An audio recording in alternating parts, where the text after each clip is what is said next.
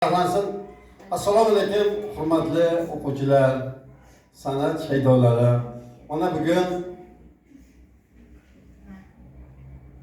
tumanimizda o'zini o'rniga, hurmatiga, salohiyatiga ega bo'lgan 5-umumta'lim maktabida to'plandik. Bu besabab emas. Shu maktabda o'quvchilari Respublika xush kayfiyat ko'rik tanlovi g'oliblari mana davramizda o'tirishibdi. Bular shu yil chet el safariga chiqishga ham tayyorgarlik ko'rishyapti. Biz bularni bu g'alaba bilan yana bir bor tabriklashakda. Bundan da yuksak darajadagi tilakdoshimiz Askiya O'zbek xalqining nomoddiy madaniy merosi. Ming yillar Navro'zni qanchalik bayram qilgan bo'lsak, shu Navro'z bilan teng san'atimiz bu askiya. Bu hududda juda kuchli askiyachilar o'tgan. O'sha Nasriddin bolar, Pirtaki Odil eshonlar, bilasizlar, zo'r hofizlar, Nazirjon Nazarovlar o'qigan bu maktabda. Mana bugunga kelib, mana bu yoshlarimiz askiyani dunyoga chiqishga juda sababchi bo'lishyapti. Barchalariga omad tilasakda, chiroyli qarsak ostida Respublika xush kayfiyat ko'rik tanlovining g'oliblari Parvoz jamoasini bitta qarsak bilan davrga taklif etdim.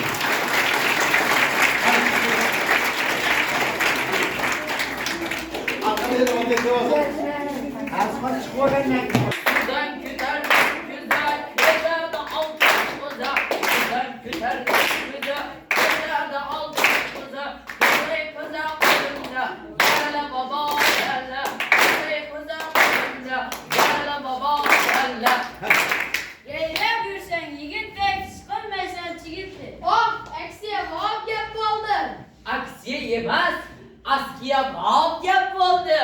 Askiya arabcha so'z bo'lib, zakiylik, topqirlik, hozirjavoblik degan ma'noni anglatadi. Askiya o'zbek xalqining nomoddiy madaniy merosidir. Biz askiyani o'rganishimiz va aka-ukalarimizga o'rgatishimiz kerak.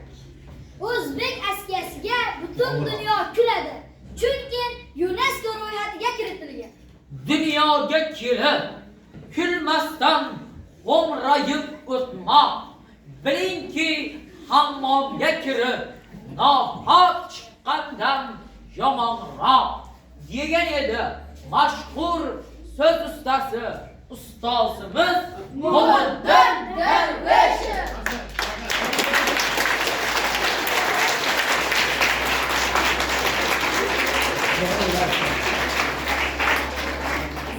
Hamma kuladi.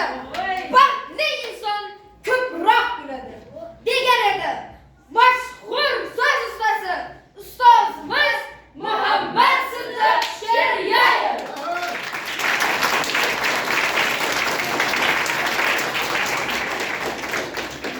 Dilbekjon do'stim, gaplar. Men sizni o'xshatdim. Nimaga o'xshatdingiz?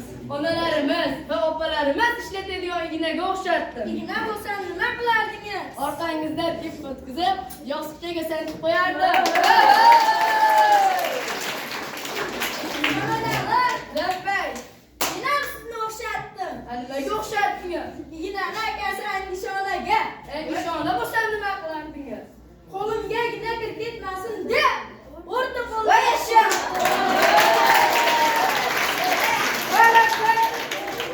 Men sizni o'xshatdim. Nimaga o'xshatdingiz? Ko'k burchakga. Ko'k burchak bo'lsa nima qilardingiz? Bo'yingizni eringizga ko'paytirib, yuzingizni chiqarib qo'yardim. Nevruzbek. Men ham sizni o'xshatdim. Nimaga o'xshatdingiz? 100 soniga. 100 son bo'lganda nima qilardingiz? 2 ga ko'paytirib, 200 ga qo'yardim.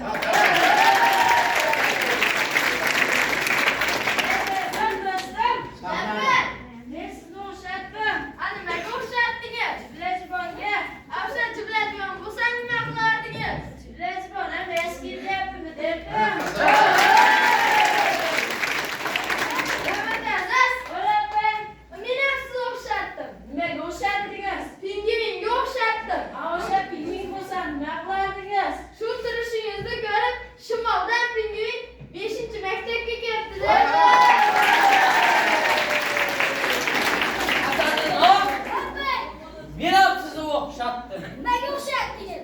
ruchkaga.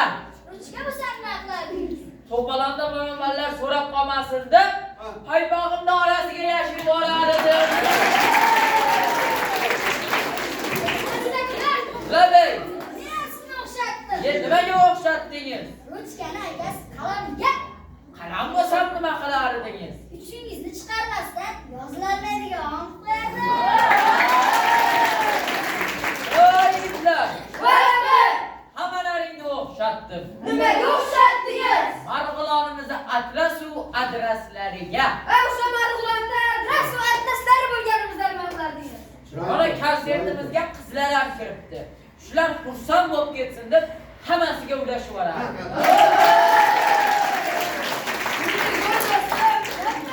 Afsana, jon afsana. Uxlab qolib, bugun darsga kech kelsana. Labbay, afsana, jon afsana. Kech qolding deb direktor xonasiga olib kirsa, o'zing ham shu yerda turibsan, ha? Labbay, afsana, jon afsana. Ustoz USBS bersa, qilib afsana. Labbay, afsana, jon afsana. Kecha ustoz senga yangi kitob bersa, kecha yo'qotib kelsana. Aytaysan do'stim. Labbay. Hey. Afsana, jon afsana. Ustoz USBSni tekshiradi deb orqa partaga yashib olsana.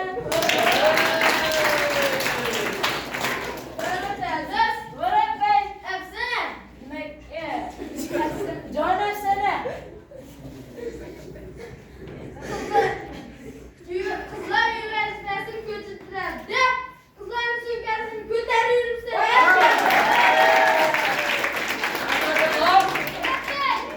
Afsana, Jon afsana. mumkin bo'lmasa ham maktabga telefon ko'tarib kelsan-a. Nima? Afsana. Jon afsana. O'yinchoq telefonligini bilmasana. O'yinchoq. Afsana. Jon afsana. Shu yoshda o'yinchoq deb o'ynayvergani ham uyalmaysan-a. Voy yigitlar, Labbay. hammalaringga afsana. Jon afsana. Kuchi bor birda, bilimi bor mingda yengishini bilmabsan-a.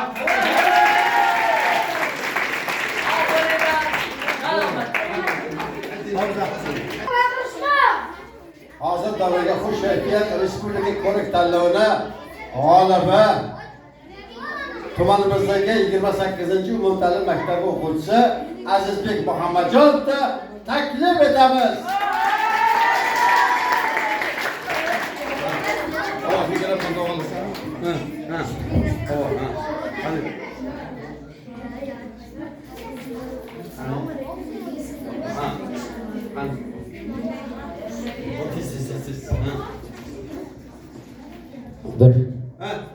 Avvalo assalomu alaykum qadrli o'quvchilar. Mana men rus maktabida o'qiyman. Bizning maktab rus tiliga ixtisoslashtirilgan. Men qiziqaman. O'zbek ismlarini rus tiliga o'girsak qanaqa bo'ladi? Shunaqa deb yursam, mendan oldin oltariqlik mashhur qiziqchi Abdulla Akbarov ham qiziqqan ekan. Hozir shuni sizlarga aytib beraman. Muhabbatxon Lubichka, Oyxon Lunichka, Iltimosxon Paproschka, Mamlakatxon Spranishka, Olmaxon Berichka, Qizlarxon Derichka, Hayitxon Praznik, Arapaxon Patpraznik, Surmaxon Ekskavator, Ko'mesaxon Ekvator. Onaxonlarimizni ismini qarang. Anorxona Tiotiya Granat, Turdoxona Tiotiya Ustala, Shakarxona Tiotiya Sahrni Pesok, Qandoxona Tiotiya Shokolad, Shironxona Tiotiya Marmalad. Erkaklarimizni ismini qarang. Kimsan aka? brat кто-то. Ayıpxon aka, brat виноватый. Uzoqboy aka, brat далёкий. Ochilvoy aka, brat откройся. Qo'shoq aka, brat para. Muqim aka, brat постоянный. Ortiq aka, brat лишний. Bolt aka, brat топор. Tish aka, brat маленький ketmen. Sotib oldi pakupal. Topib oldi nashyo'l. Dadaxon papashka. Qo'zivoy barashka. Yetim qo'zi serata barashka. Sher qo'zi lev barashka. Tosh qo'zi kamin barashka. Yursin pusidyot, tursin pustoyit. Yo'lchivoy darojnik, yo'ldashali попутник. To'xtasin pastoy, ergash zamnoy.